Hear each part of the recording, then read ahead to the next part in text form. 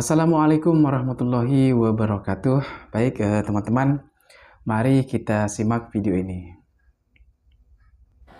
Kenapa mereka masih minta? Di Indonesia ini masih banyak gak orang yang berdoa meminta kepada selain Allah? Banyak. Mereka datang ke kubur-kubur yang dianggap kubur wali songo, dan kuburan yang dianggap keramat oleh mereka, kuburan yang kata mereka mengandung barokah. Nggak ada dalam Islam kuburan yang keramat, kuburan mengandung barokah, nggak ada di muka bumi, tidak ada sama sekali, nggak ada. Kemudian mereka datang ke sana. Seandainya mereka orang soleh, betul orang soleh, nggak bisa mereka mengabulkan doa, nggak bisa. Mereka mendengar pun nggak bisa. Seandainya mereka mendengar kata Allah, nggak bisa menjawab. Kan di sini Allah sebutkan di sini, man la yastajibu lahu, nggak bisa menjawab, nggak bisa mengabulkan sampai hari kiamat. Makanya kebodohan yang paling bodoh dan kesesatan yang paling sesat orang-orang yang datang berbondong-bondong ke kubur para wali untuk minta di sana.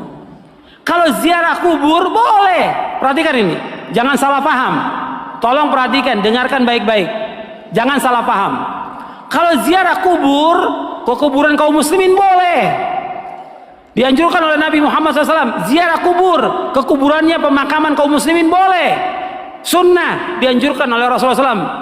Kata Nabi, kuntu nahaitukum an ziyaratil kubur fazuruha fa inna tudzakkirukumul akhirah. Kata Nabi, aku pernah melarang kalian untuk ziarah kubur, sekarang boleh kamu ziarah kubur, karena ziarah kubur mengingatkan kalian kepada akhirat. Dalam riwayat yang lain disebutkan bahwa ziarah kubur mengingatkan kalian kepada kematian.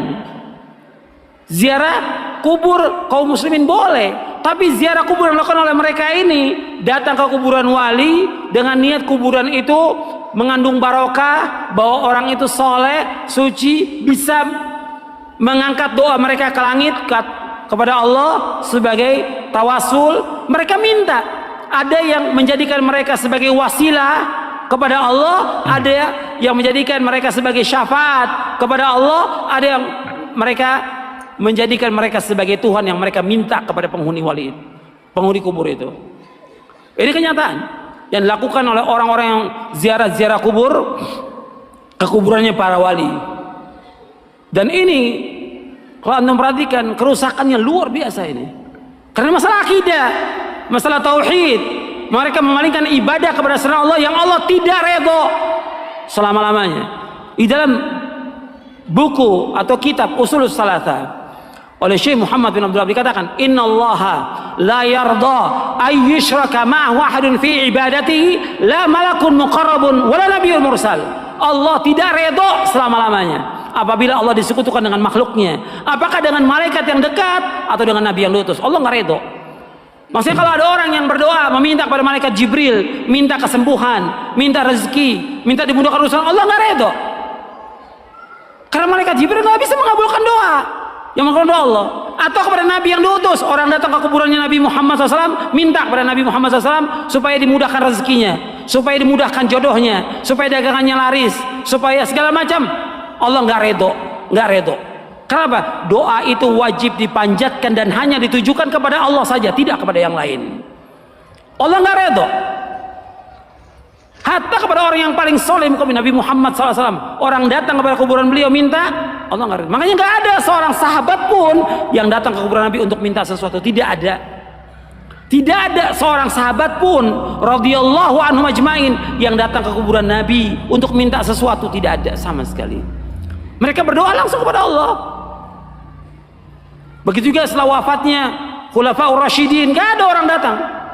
Tapi belakangan di abad kedua, ketiga mulai, siapa yang melakukan pertama kali penyembahan kepada kubur yang dikeramatkan pertama kali di muka bumi? Syiah pertama kali, laknatullah alaihim.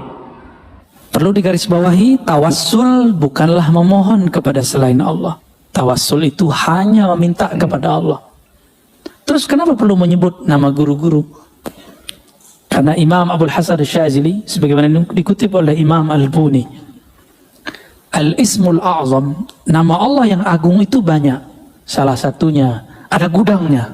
Siapakah gudangnya? Gudangnya adalah waliyun min awliyaillah, wali-wali Allah Subhanahu wa taala. Wali-wali Allah itu Hati-hati, kalamnya itu dia berkalam itu dengan kolbunya. Jika dia berdoa, doanya terdengar sampai ke langit sana. Ya. Kenapa? Karena dia berdoa, nafasnya selalu ingat kepada Allah Subhanahu wa Ta'ala. Ya. Yang paling dekat kepada Allah kan ruh kita, dan ruh itu terhubung erat dengan nafas. Terhubung erat dengan nafas ini. Maka ada namanya zikir anfas, zikir nafas. Ya. Saya baru saja mendapatkan ijazah Thariqah Aidurusiyah, ya, dari salah satu guru kita, dan di situ ada zikir anfasnya. Ya, ada zikir anfasnya, zikir nafas. Ya. Sebagaimana di Thariqat Samaniyah ada Naqsyabandiyah, ada Syaziliyah, dan Thariqah lain ada. Ya. Jadi kita bertawassul bukan meminta kepada selain Allah, hanya meminta kepada Allah. Ya. Oh, tawassul cuma boleh kepada orang yang hidup dan hadir, Ustaz. Kan gitu kata orang. Apa jawabannya? Di hadis Imam Tirmizi tidak disebutkan hidup dan hadir. Nabi cuma mengajarkan, Allahumma inni atawajjahu bika, inni atawajjahu ilaika bi nabiyyika, Nabiyyir rahmah, ya Muhammad, inni atawajjahu bika ila rabbi fashfa' fiyya, atau faqdi hajatinya. Ya Allah, aku memohon kepada Engkau dengan kemuliaan nabimu, Nabi rahmah. Wahai Nabi Muhammad sallallahu alaihi wasallam, aku bertawassul kepadamu, berwasilah, bermediasi denganmu dalam memohon kepada Allah. Mohonnya ke siapa? Ke Allah. Tapi nyebut nama Nabi Muhammad karena Nabi Muhammad di dalam dirinya ada gudang nur asma Allah Subhanahu wa Ta'ala, dan itu diwariskan kepada ulama. Ulama ini menyimpan di dalam rohaninya cahaya nama Allah Subhanahu wa Ta'ala.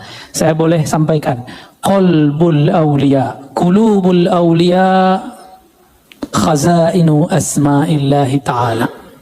Qalbunya para wali-wali Allah adalah perbendaharaan nama-nama Allah Subhanahu wa Ta'ala. Kalau dulu Imam Ghazali dalam kitab Ihya beliau mengatakan, dadanya para ulama adalah kuburnya ma'rifat dan asrar. Kubur itu diziarahi enggak? Diziarahi enggak? Imam Ghazali ini ngomong. Antum kalau nggak percaya yang pertama, yang Ghazali aja deh yang dipercaya. Kalau aneh kan ngomong, kolbunya para aulia adalah kumpulan gudang nama-nama Allah Subhanahu wa Ta'ala. Sedangkan Imam Ghazali lebih dahsyat lagi, beliau berkata, apa kalamnya? Sudurul ulama kuburul ma'arif, kuburul ma'rifah wal asrar. Dada para ulama adalah kuburan daripada ilmu ma'rifat dan rahasia. Itu sebabnya ulama dikunjungi. Ya, itu sebabnya ulama dikunjungi. Ya, saya pun senang ziarah ke ulama. Kalau ke saya nggak usah dulu lah, ngaji-ngaji aja. Nggak usah soan-soan dulu lah, belum pantas ya. Belum pantas aneh disoan-soanin ya. Mau berkunjung belum pantas, masih ada guru-guru sepuh, kiai-kiai senior. Kepada beliau lebih aula, lebih utama kita berkunjung. Masya Allah, sangat luar biasa teman-teman ya.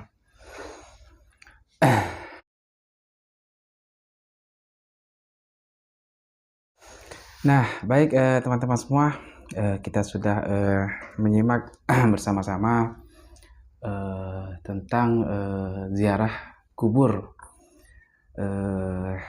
ziarah kubur ke makam wali-wali Allah. Nah,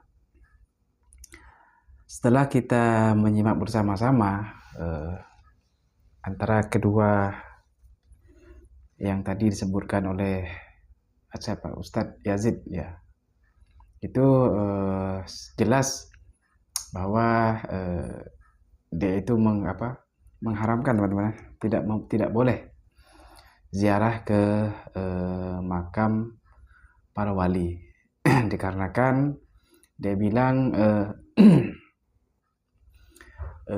berdoa dan meminta ke makam wali berdoa kepada selain Allah. Jadi dia bilang seperti itu teman-teman ya. Nah, padahal kan kalau yang setahu saya itu seperti yang sudah dijelaskan tadi oleh Buya Ar-Razi Hashim, bahwa tawassul itu bukan kita meminta kepada orang yang sudah mati teman-teman ya. Ataupun kalau kita pergi ke makam para aulia, itu kita bertawasul, bukan kita berarti meminta kepada di makamnya tersebut teman-teman ya. Melainkan kita seperti mencari jalan teman-teman ya, agar doa kita tuh cepat sampai kepada Allah Subhanahu wa taala. Jadi seperti itu teman-teman ya, yang selama ini saya pahami. Jadi bukan berarti berziarah ke makam wali itu dan bertawasul itu bukan berarti kita meminta kepada selain Allah teman-teman. Dan itu tidak benar teman-teman ya. Dan itu hanya pemikiran-pemikiran mereka aja teman-teman ya. Nah jadi sudah jelas seperti yang sudah disampaikan tadi oleh Buya Arya Zasim, itu sangat luar biasa teman-teman ya. Itu luar biasa, sangat luar biasa lah. Baik teman-teman, mudah-mudahan dengan adanya video ini bisa menjadi pembanding teman-teman ya, pembanding antara ulama ahlus sunnah dengan yang bukan ahlus sunnah teman-teman ya. Nah kalau kita berkeyakinan sebagai ulama ahlus sunnah itu ya, tawasul itu bukan berarti kita meminta kepada atau berdoa kepada yang selain Allah teman-teman. Nah jadi seperti itu teman-teman ya.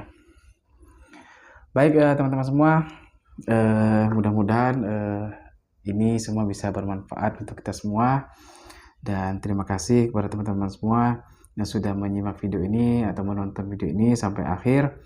Saya ucapkan terima kasih, mudah-mudahan bisa bermanfaat, dan sekali lagi dan juga saya ingin mengucapkan banyak terima kasih kepada teman-teman semua yang sudah mensupport atau mendukung channel Daun Dakwah ini. Mudah-mudahan dengan dukungan teman-teman semua, channel ini bisa lebih berkembang lagi dan bisa